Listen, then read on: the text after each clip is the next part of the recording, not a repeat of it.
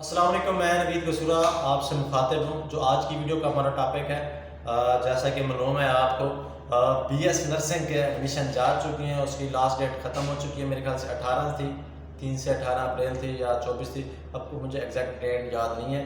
تو اس میں لوگوں نے اپلائی کیا تھا. اب اس کی میرٹ لسٹ کے لوگ میں انتظار میں ہیں، وہ بھی انشاءاللہ لگ جائے گی.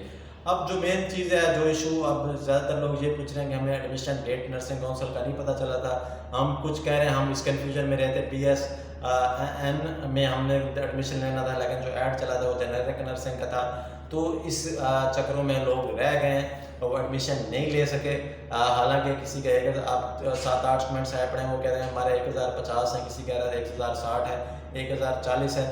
تو ہم نے بی ایس این میں نرسنگ داخلہ لینا تھا، لیکن جو ایڈ چلا تھا جنرل نرسنگ کا چلا تھا، تو ہم لوگ اپلائی نہیں کر سکے.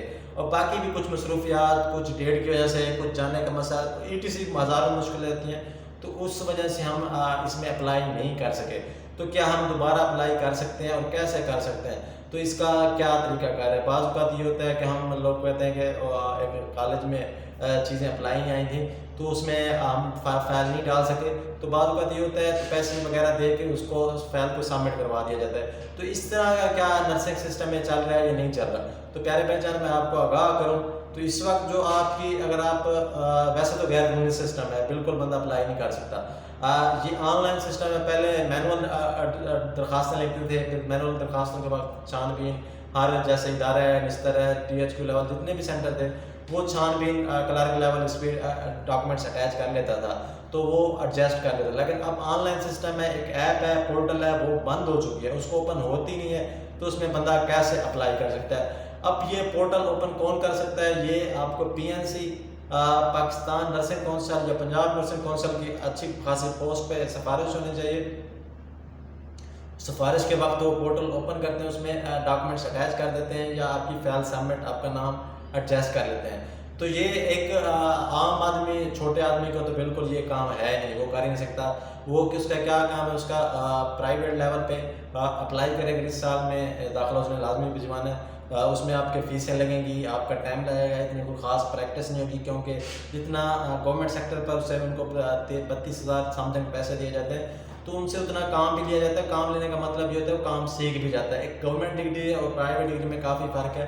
اگر پرائیویٹ ڈگری، جیسے پرائیویٹ ہاسپٹل ہیں، بختیور امین اور اسی طرح ابن سینا ہے، مختار شیخ ہے، جتنے پورے پنجاب کے اندر جتنے بھی انسٹیٹیوٹ ہیں جو ایل ایچ ای کا اپنا بی ایس نرسنگ کروا رہے ہیں، سندھ سے ہیں، تو ایک پرائیویٹ انسٹیٹیوٹ میں کرنا تو آپ وہاں جا کے اپلائی کر سکتے ہیں. ابھی پی این سی کی ویب سائٹ بالکل اوپن نہیں ہوتی، پورٹل نہیں ہوتی. اس کے لیے آپ کو سیکنڈ اپنا نیکسٹ ایئر انتظار کرنا پڑے گا. جب نیکسٹ داخلے ہوں گے تو اس میں انتظار کرنا پڑے گا. اس کے لیے بھی آپ کو 950 1000 پلس نمبر ہونے چاہیے. اگر آپ کے 1000 نمبر پلس ہیں تو اگلے سال کا انتظار کریں، کیونکہ میرٹ دن بہ دن ہائی ہوتے جا رہے ہیں. تعلیم نمبر جو عام ہوتے جا رہے ہیں، جیسا کہ آپ دیکھ سکتے ہیں. پہلے یہ ہوتا تھا جس کے 1050 میں سے 950 سے اوپر نمبر آ جائیں تو واہ واہ ہوتی تھی.